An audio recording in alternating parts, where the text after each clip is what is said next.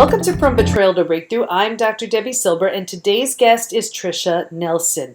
Tricia lost 50 pounds by identifying and healing the underlying causes of her emotional eating. Tricia has spent over 30 years researching the hidden causes of the addictive personality. Tricia is an emotional eating expert and author of the #1 best-selling book, Heal Your Hunger: 7 Simple Steps to End Emotional Eating Now. She also certifies health coaches so they can get better results, referrals, and revenue by helping their clients overcome emotional eating. Tricia is the host of the popular podcast, The Heal Your Hunger Show, and is a highly regarded speaker. Tricia has been featured on NBC, CBS, KTLA, Fox, and Discovery Health. If you're an emotional eater, you're going to love this episode.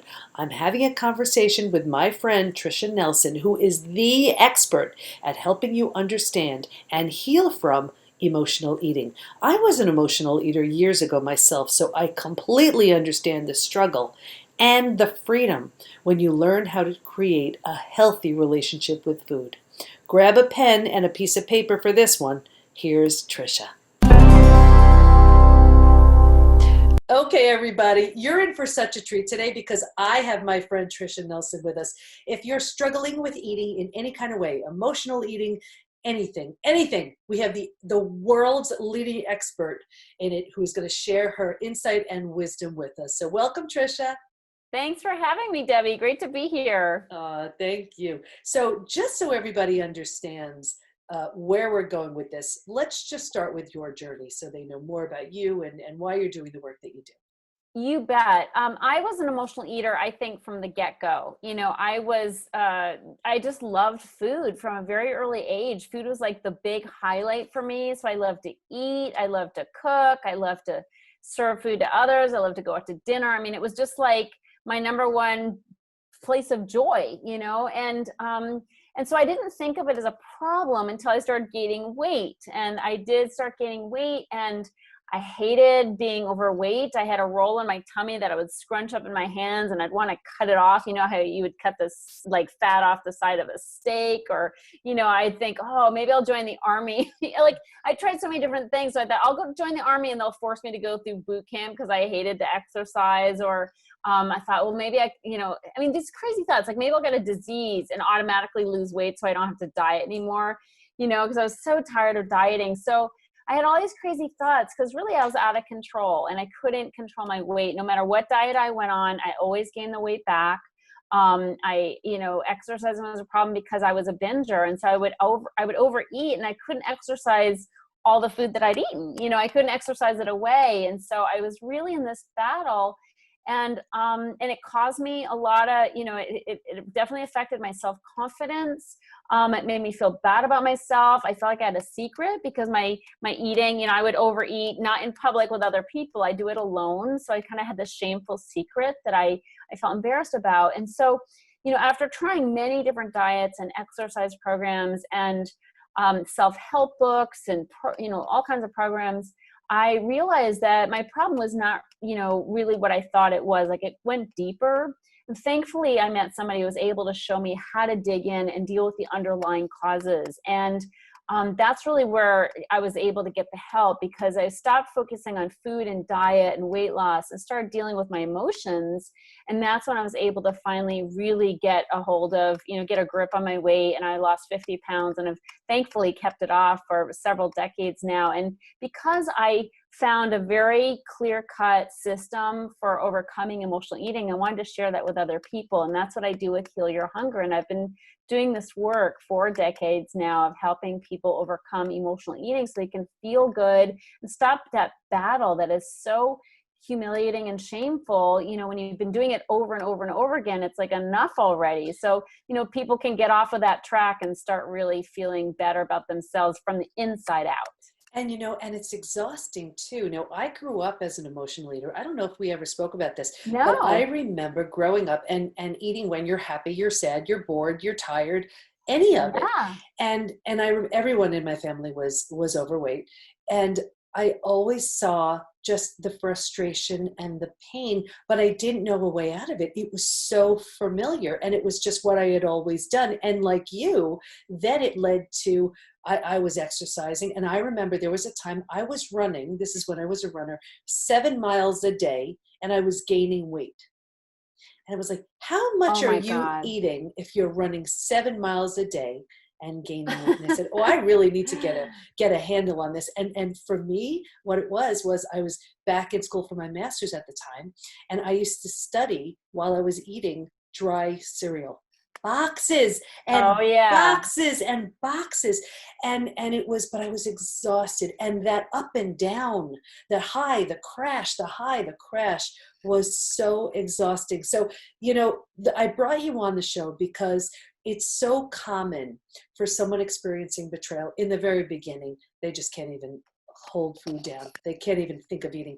But what I notice is once they're surviving their experience, they use food very often as a way to soothe, calm, numb, relax from the pain. And food is like the drug of choice. So I see it so often. So speak to that person, man or woman, because we have both in our community, who is so hurt and dealing with so many painful emotions, and they're using food to cope.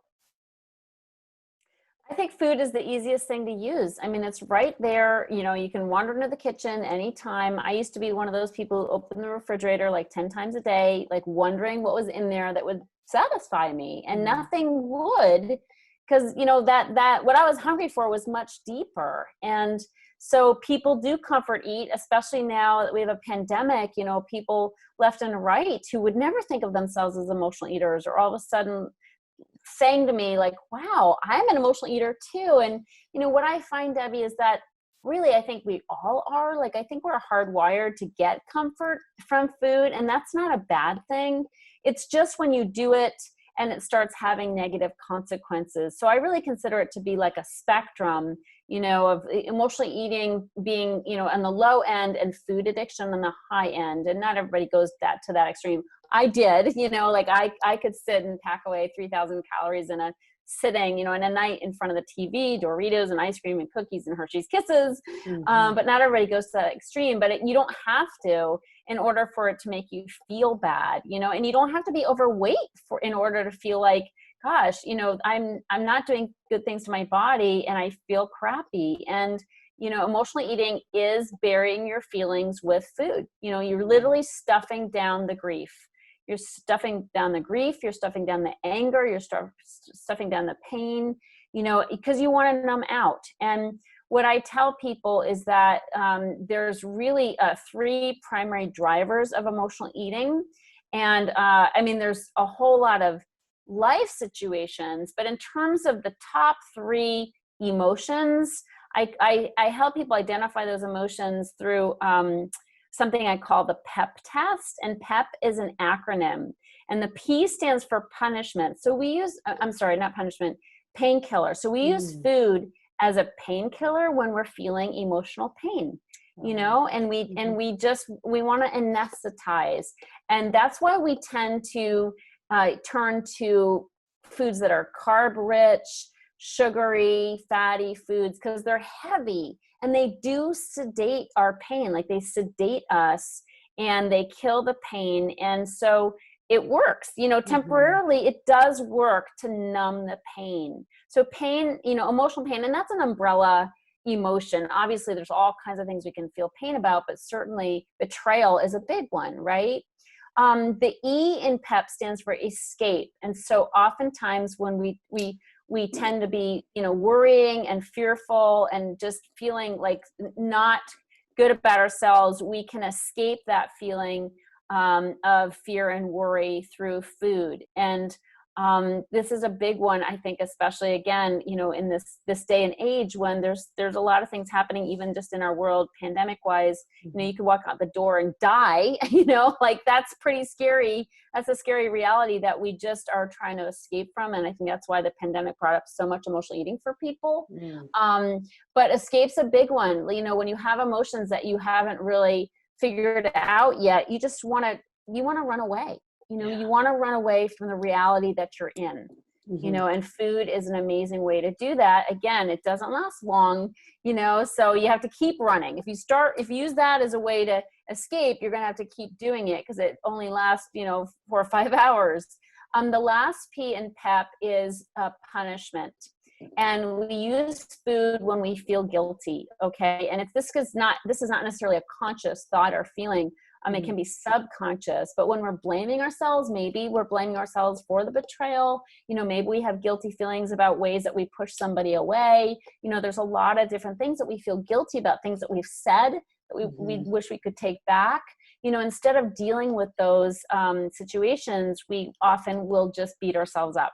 And food is a great way to beat ourselves up. You just sit and you eat, and people don't think of it. They mostly think of food as reward, but if you eat and then you overeat and go too far and you feel sick and stuffed and you don't want to, see anybody the next day, you pull the curtains and you lay in your bed, that's not really a reward. Like, that's more of a punishment. And so it really does beg the question, like, what am I trying to hurt myself over? And so that pain, the fear, and the guilt, using food as a painkiller, an escape, and a punishment, that's the PEP test. And I think that's kind of a good way for people to start kind of digging into what's really going on with me. Why do I keep looking for more chips to munch on? Wow. It's so interesting, and it just explains, I mean, food and emotions are so intertwined. It's like we can hardly tell the difference, but if we take a look at why we're doing it, why we're using food in that way, it's very telling. I remember having a client years ago, morbidly obese. I mean, she could barely fit through the door. And I remember asking her, why? And she said, I eat so I don't feel, because I don't want to feel, because I don't want to cry, because if I start crying, I'll never stop. Completely. Absolutely. I just got an email literally that said that this morning from somebody who took my quiz. So that's the deal. And, when we choose to eat, we are choosing to eat instead of feeling, when it's not mealtime, we're using it to drown out those feelings. And so, it can work here and there, but as a coping tool ongoing, not a good tool, because then not only, have we not dealt with those feelings that are still in there, but then we've put a whole bunch of other feelings, which is like self-hatred, self-condemnation, literally physically breaking down, because we're eating, unhealthy foods. So there's definitely a better way. And so I can see, here we are, we're emotionally eating, and then we're gaining all this weight, and then we're not happy with it. So then from there we say, well, that's it. I'm going to just completely restrict myself in diet. And so many diets fail. Why? Tell us what's going on with that. Yeah, well, the thing is, we're focusing on the symptom, and not the real problem. Overweight is a symptom of overeating, and overeating is a symptom of what's eating me. So that's where we need to go if we want long-term success. Sure, you can diet and shed some pounds, but they'll be back in an instant, because we haven't dealt with why we gained it in the first place. It's really not logical when you think about it. I mean, on the surface, it's like, let me attack it at the weight level. Let me do a bunch of running, let me do a bunch of restricting, and boom, I'm going to be the body, at the body I want to be.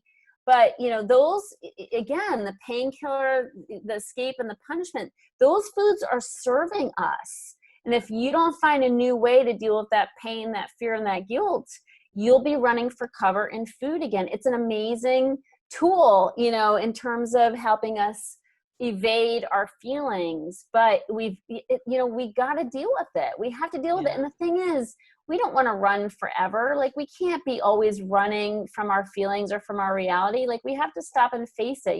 Fear is like a boogeyman, or a bully. Fear is really a bully. And it's, we think, oh my God, this grief is so great, I'll never be able to face it, or I'll never be able to feel these feelings, or the angry feelings, whatever, the sadness. But the thing is, if we stop and face it, just like a bully, a bully will chase you home from school every single day of your life. But you have to stop at some point and pop him in the mouth, and he'll never chase you again. He'll be like, whoa, I'm not going to, I'm barking up the wrong tree here.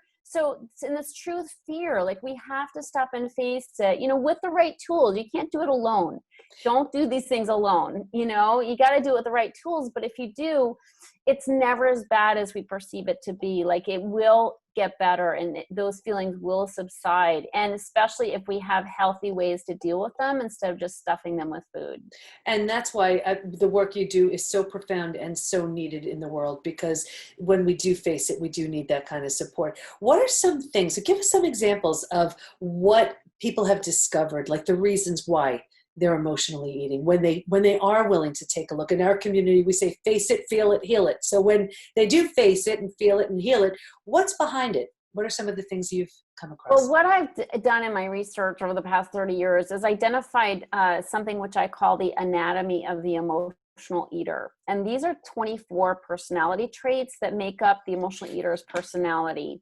And what's really important about this is, again, instead of looking at the symptom of food and weight, we look at kind of how we got into this problem in the first place.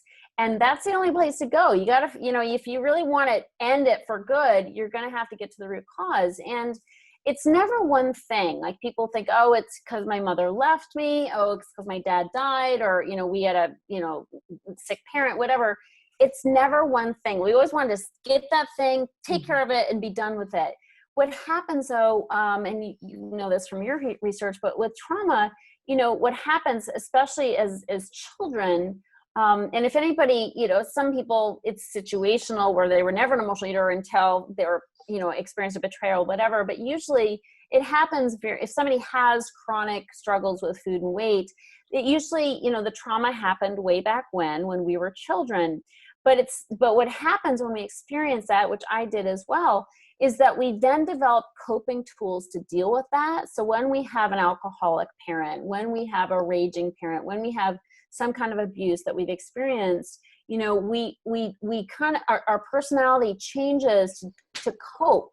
Mm-hmm. For example, when you have an alcoholic parent, you become very, your antennae are up. You're always jockeying to try to please people because you don't want your parent to be angry or raging or whatever, or to drink, to think as a kid you can keep your kid from, your parent from drinking or whatever, or acting out, so these kids, when we experience trauma, we develop coping skills to deal with that trauma. And those coping skills kind of, they work as a kid. They're the only, food worked as a kid. Like, thank God I had food. I don't know what I would have done if I hadn't had that to turn to. But then when we get older, those coping skills no longer serve us as adults. So the people pleasing thing, might have saved us from getting our butt kicked as a kid, or getting mom's butt kicked or whatever, if you had a raging father. But the problem is, as a people pleaser, it drives emotional eating. People pleasing, by the way, is the number one trait of the emotional eater. Wow. So what happens is we're always trying to get people around us to be happy with us and pleased with us, partly to control their behavior, and also because we often don't have a strong sense of self-esteem. And so we're always looking for validation outside of ourselves. And the problem with that, again, like food, it's very short-lived. So we can knock ourselves out, like, volunteering for all the committees, hosting the parties, hosting the, being the ones to spearhead a project, whatever at work. We're always taking on that extra work, hoping that, we'll get the atta-girls, and atta-boys. But it's, first of all, we're tired in trying to get it. We exhaust our adrenals, we don't get enough sleep, we're overworked, but we're also kind of pissed off because nobody's ever as pleased as we expect them to be, so we're self-pitying and we're like, what, like, did you not see what I just did, like the big feat I just pulled off? And so that combination of being exhausted and resentful and feeling overlooked, and underappreciated, we go home and we have the quote, I deserve it binge, and so it's like, I'll console myself. Nobody else is recognizing me. I'll recognize myself with this food. And so it just becomes this terrible cycle. But the good news is that can be turned around. That's why 98% of all diets fail, because the eating is a symptom of how we're living.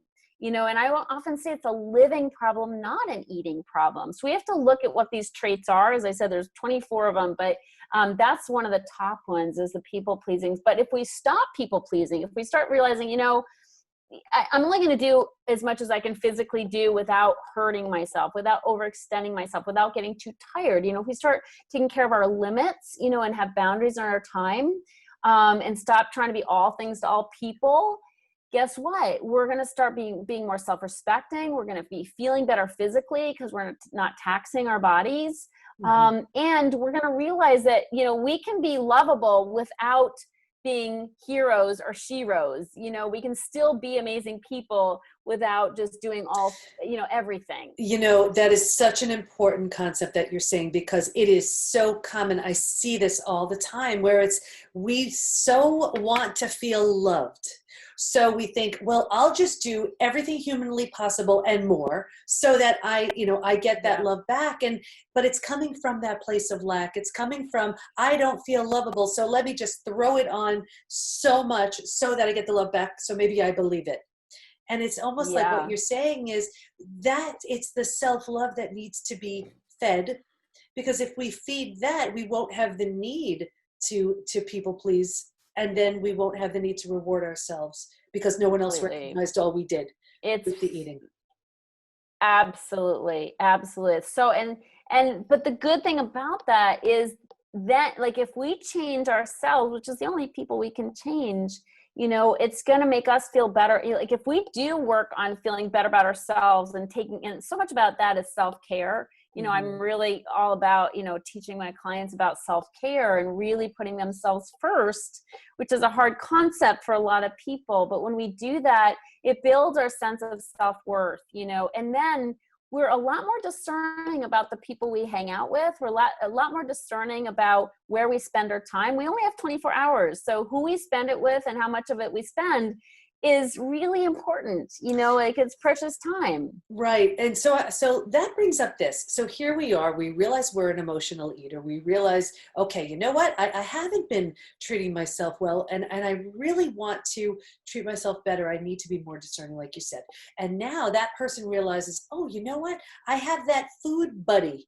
That person who makes me feel bad. Now, nobody makes us feel bad unless we let them, right? But they're like, oh, come on, you're no fun. What's one going to do? That kind of thing. Or the relatives, let's say, that show their love with food. How do you handle something like that as you're trying to maneuver this? Yeah, I have a lot of clients like that. When I tell them how destructive sugar is for their bodies, they're like, "Oh, don't take my sugar away," or "I don't want to feel deprived." Like, everybody's so afraid to feel deprived, but I often say to them, "Well, let's reframe this. Deprived of what? Deprived of bloating and inflammation and all the different things that come with that. Deprived of feeling crappy and hating yourself after a sugar binge. Deprived of feeling embarrassed and lacking self-confidence. When you go out into the world after being on Zoom for so many months, so what are you really depriving yourself of? And so it's really true it takes a reframe to realize, no, this is a gift to myself. If I'm not emotionally eating, if I'm not eating those foods that end up making me feel bad, sure, I feel good in the moment, but not later. If I'm starting to really tune in and care about how I feel later, and start acting accordingly, that's a gift to myself, and it's a gift that keeps on giving, because that will just, when you do something good for yourself, you feel a little bit better, and then you want to do something good for yourself, and it just snowballs into a whole new way of living. Conversely, when you do something crappy, like you let go of one of your things that make you feel good, like you stop going for a walk in the morning, all of a sudden you don't want to get out of bed till 10, all of a sudden you don't want to stop watching TV till 2, it's like it snowballs in the converse, direction as well, reverse direction. So, I just tell people, like, it's really, and obviously, Debbie, you can't, people who are emotional eaters, they can't just stop on a dime. So you have to dig under it, and you have to get support, and you have to do the self-care as well. Otherwise it's, it's like a diet, it's going to fail. But, if people are emotional eaters, and I can share how they can determine where they are on that spectrum I talked about. But, when you get proper support, and then you do that reframe where you realize you're doing something for yourself that's going to make you feel so much better about yourself, and it will affect every aspect of your life. The number one thing I hear my clients talk about is lack of self-confidence. When they first come to me, the number one trait, or the number one thing that they're really feeling on account of their eating is a lack of self-confidence. They don't be seen, or wearing black all the time, stretchy pants. They don't show up in their work. This problem affects every area of their life. Not just relationships, not just self-esteem, but in their work, they don't go for positions because they're like, who would hire the fat girl, and it's Right. like it really weighs on them, and it really sucks their energy and their self-esteem. And so everything in their life is affected by it, so it's so important that this get addressed, and it will improve every area of somebody's life. And what's so interesting is, your confidence being shattered is one of the number one things that happens with a betrayal. So I Yes. so get it. So now here it is, there's the betrayal. Then, okay, maybe you can't keep food down in the beginning, but then you're using food as a way to cope. And then the weight's creeping up. So then it's time for that raise, but you don't have the confidence to ask because your confidence has been shattered. So it all makes such total and complete sense.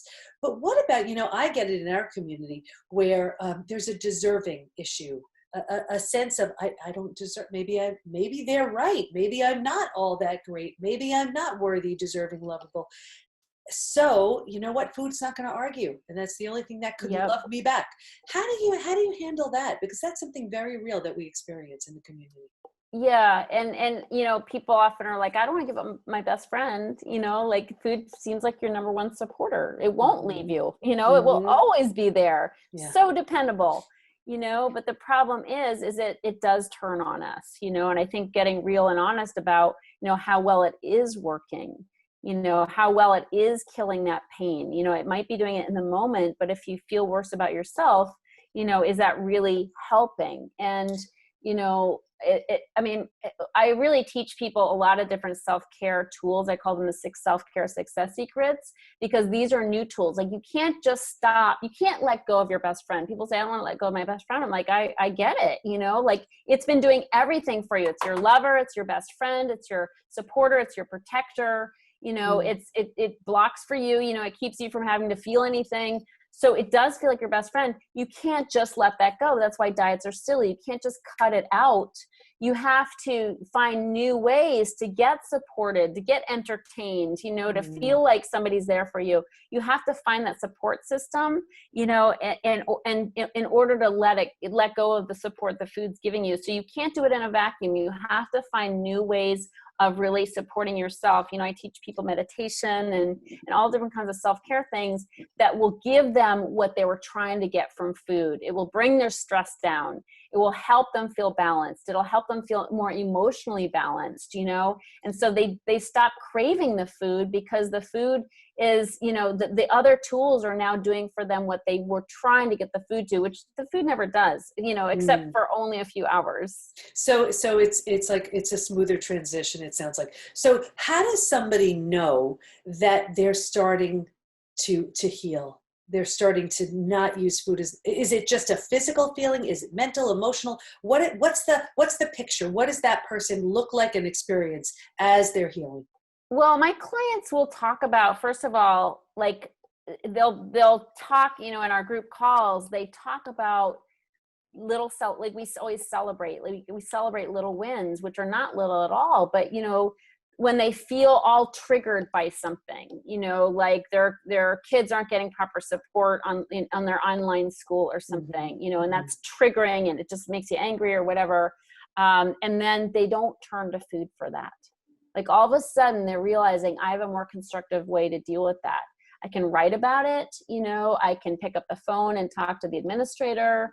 Mhm. I have more constructive ways. So there's no longer a knee jerk to go eat anything they feel. They just go to the kitchen. There's a space, like Mhm. there's a gap between the feeling or the trigger and the moment when they're opening the refrigerator to eat something. So there's that moment, and then they're like, wait, I can do something else. And Wow. that's a And big moment. I bet, and I'm sure it also gives them this amazing sense of control over themselves. Like, wow, look what I was able to do. Yeah.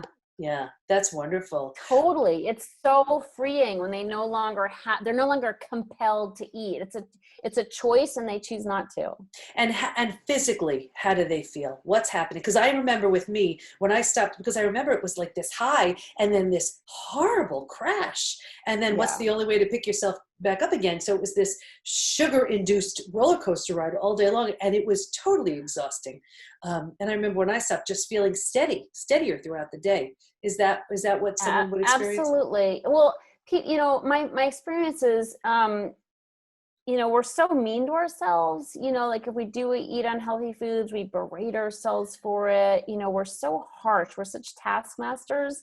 And so, my clients, first of all, are a lot kinder themselves. If they do eat something, they're not like, that beating yourself up over eating something unhealthy turns into eating more things that are unhealthy, I don't know if that has ever motivated one person berating No, themselves. Okay. it does not work. So they're kind to themselves, they're not sounding the alarms because they know, because I have a step-by-step system to stop emotional eating, people, if they do end up overeating, they know what part of that they weren't doing. Mm-hmm. So they can do some kind of detective work and see, what happened there. Like, oh, I didn't take time for myself this morning. I just rushed and I got on my phone and that's it. I didn't take that, I didn't have that morning ritual and take that time to get centered and still and focused, so they kind of know what's happening.